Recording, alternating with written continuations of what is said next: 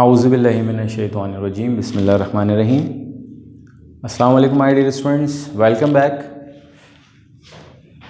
Chapter number 2 के lecture number 9A के साथ हाजिर खिदमत हैं।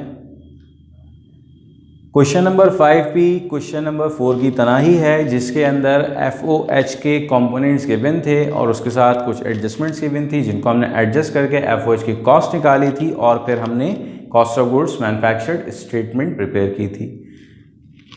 We have similar problem here, इसमें बस थोड़ा सा चेंज है। इसके अंदर जो आपके पास एडजस्टमेंट्स गिवन हैं वो आपकी फाइनेंशियल अकाउंटिंग के एडजस्टमेंट के प्रोसेस की तरह हैं, और इसमें हमें यही करना पड़ेगा कि हमें पहले अपनी इंफॉर्मेशन में जो गिवन अकाउंट्स हैं उनको एडजस्ट करना पड़ेगा। एडजस्टेड बैलेंसेस को हमें अपनी cost of goods manufactured statement बनाने के लिए यूज़ करना पड़ेगा। तो स्टूडेंट्स, जैसा कि आप देख सकते हैं क्वेश्चन आपके सामने मौजूद है। इसमें तमाम के तमाम कंपोनेंट्स गिवन हैं, जिसमें मटेरियल से रिलेटेड तमाम कंपोनेंट्स गिवन हैं, लेबर के हवाले से गिवन है इंफॉर्मेशन, और फैक्ट्री ओवरहेड के तमाम कंपोनेंट्स गिवन हैं, और आखिर में आपको एडजस्टमेंट का एक फेज दे दिया गया है जिसके अंदर आपको डेप्रिसिएशन से रिलेटेड आपको इन्फॉर्मेशन गिवन है, इंश्योरेंस के अकाउंट के हवाले से आपको इन्फॉर्मेशन गिवन है, आपको वेजेस डायरेक्ट लेबर के हवाले से एक इन्फॉर्मेशन गिवन है, और लास्ट में आपको फैक्ट्री सप्लाईज, फैक्ट्री में इस्तेमाल होने वाली जो ऑफिस सप्लाईज होती हैं वो तमाम के तमाम आपको गिवन है इन्फॉर्मेशन। तो आपको करना ये पड़ेगा कि इन अवेलेबल इंफॉर्मेशन की बुनियाद के ऊपर इनसे रिलेटेड जो आइटम्स हमारे पास गिवन हैं, जिनको मैंने टिक किया है ग्रीन मार्कर से, तमाम के तमाम FOH के अकाउंट्स हैं, और फर्दर मोर जिनके आगे हमने स्टेरिक बनाया है रेड कलर से, वो तमाम के तमाम आइटम्स एडजस्टमेंट का हिस्सा हैं। तो आइए स्टूडेंट्स जल्दी से इसको सॉल्व करने की कोशिश करते हैं। तो सबसे पहले हम बात करेंगे रॉ मटेरियल यूज की। तो रॉ मटेरियल यूज निकालने के लिए आपको सबसे पहला जो आइटम गिवन है वो रॉ मटेरियल बिगनिंग मौजूद है आपके पास। रॉ मटेरियल बिगनिंग की अमाउंट है 26,000। इसमें हमें ऐड करना पड़ती है नेट परचेज। जैसा कि क्वेश्चन के अंदर परचेज से रिलेटेड काफ़ी सारे आइटम्स गिवन हैं, तो इट मीन्स कि हमारे पास डायरेक्टली नेट परचेज गिवन नहीं है, तो हमें उसको कंप्यूट करना पड़ेगा। तो उसको कंप्यूट करने के लिए हम एक सब हेडिंग क्रिएट करते हैं नेट परचेज के नाम से।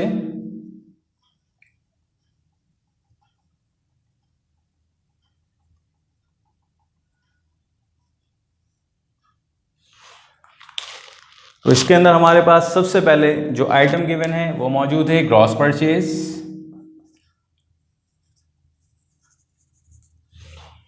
तो ग्रॉस परचेज हमारे पास जो गिवन है उसे हम परचेज ऑफ रॉ मटेरियल के नाम से जानते हैं, 1,95,000। इसमें हम ऐड करते हैं ट्रांसपोर्टेशन इन, या फिर यहाँ अगर हम अपने क्वेश्चन के अंदर देखें तो फ्रेड इन के नाम से हमारे पास आइटम गिवन है विच इज ऑफ ₹4,000।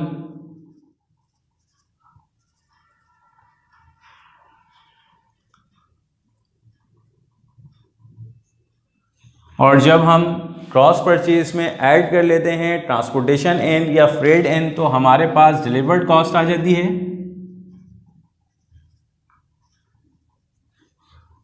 $1,99,000।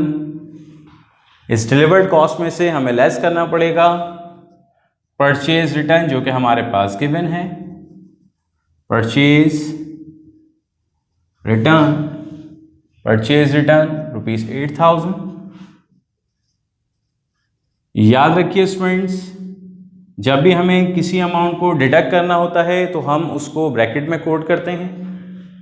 फिर हमारे पास परचेज डिस्काउंट गिवन है, इसको भी हम माइनस करेंगे। परचेज डिस्काउंट 2,000, और जब हम इसको नेट ऑफ करेंगे तो हमारे पास जो अमाउंट आ जाएगी वो आ जाएगी नेट परचेजेस जो कि हमारे पास 1,89,000 आ गई। तो रॉ मटेरियल बिगिनिंग में जब हम ऐड करते हैं नेट परचेज, तो हमारे पास raw material available for use आ जाता है, जो कि 2,15,000 है। इसमें से हम लेस करते हैं रॉ मटेरियल की एंडिंग इन्वेंट्री, जो कि हमारे पास यहाँ मौजूद है ₹38,000।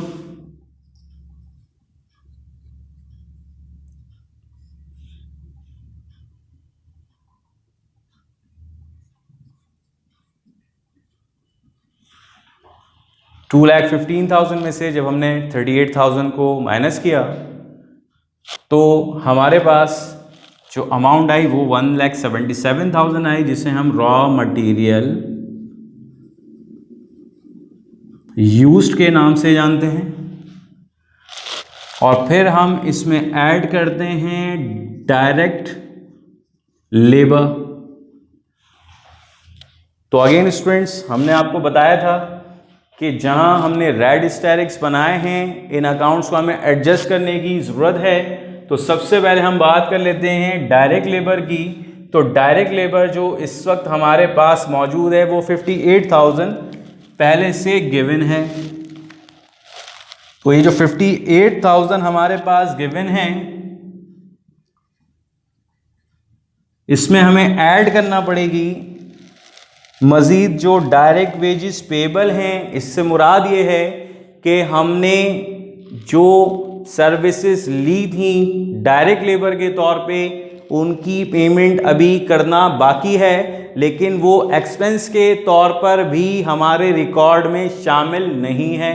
तो इसका मतलब है कि उसको हमें कॉस्ट का हिस्सा बनाना पड़ेगा। तो 58,000 पहले से मौजूद है और 2,000 मज़ीद कॉस्ट इनकर्ड हुई, तो टोटल अमाउंट डायरेक्ट लेबर की 60,000 बन जाती है स्टूडेंट्स। और जब हम डायरेक्ट मटेरियल या रॉ मटेरियल यूज या रॉ मटेरियल कंज्यूम में ऐड करते हैं डायरेक्ट लेबर या फैक्ट्री वेजेस, तो हमारे पास प्राइम कॉस्ट आ जाती है। और प्राइम कॉस्ट की अमाउंट जो हमारे पास आती है वो आती है 2,37,000।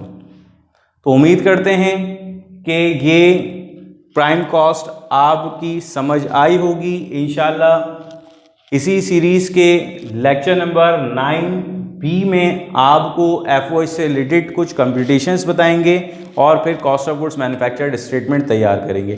तब तक अपना बहुत ख्याल रखिएगा। अल्लाह हाफिज़। अस्सलाम वालेकुम।